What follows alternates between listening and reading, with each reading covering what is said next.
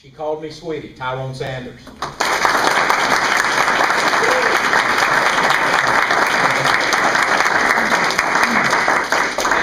Contest chair, fellow Toastmasters, and guests.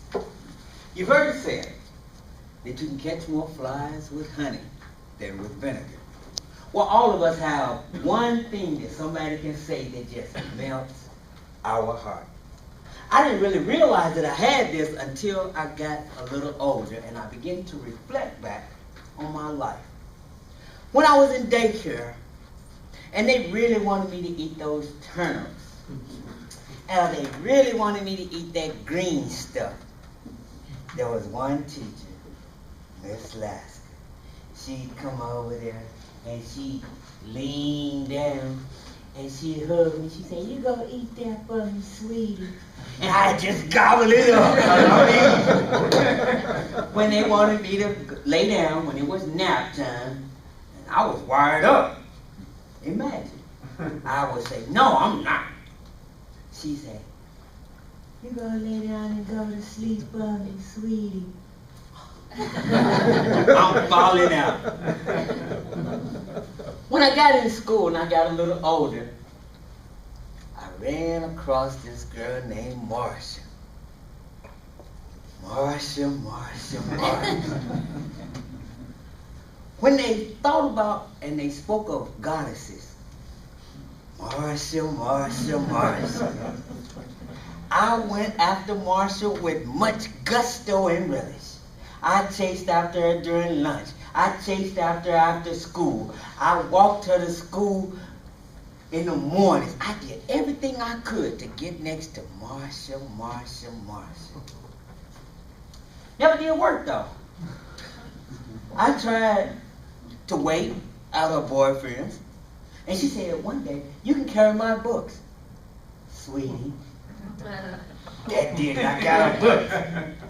But she walked in front of me with her boyfriend.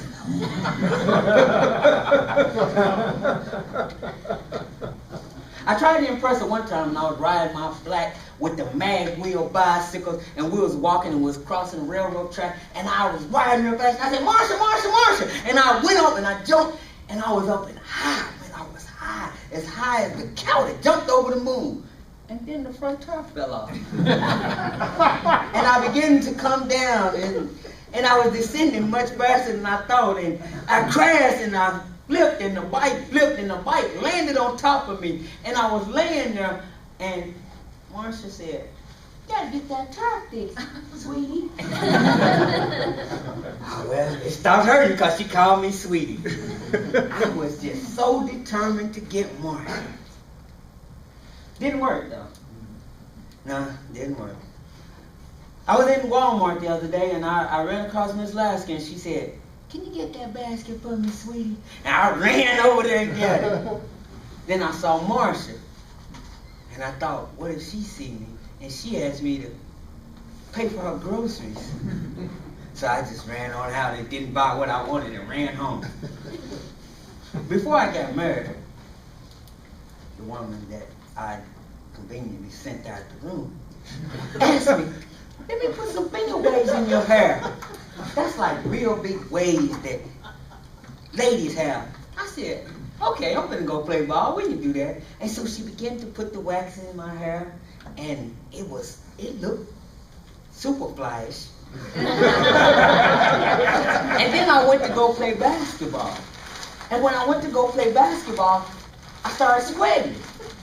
And as I began to sweat, the wax began to run down my face. And the guys were laughing at me. And they had to stop the game so that they could laugh. And when I got back to her house, she said, "Let me put them back in there, sweetie."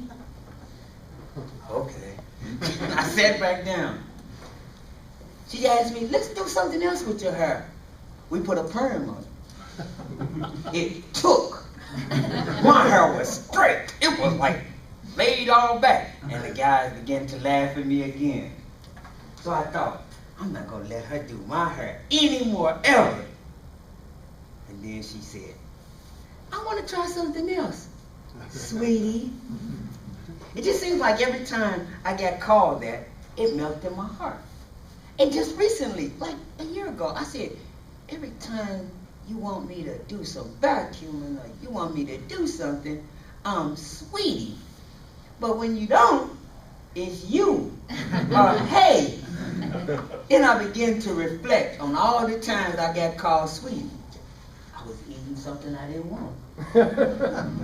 Or I was carrying something and not getting any rewards for it. Or I was getting my hair done like I was a pretty guy. I was not happy with the word sweetie anymore.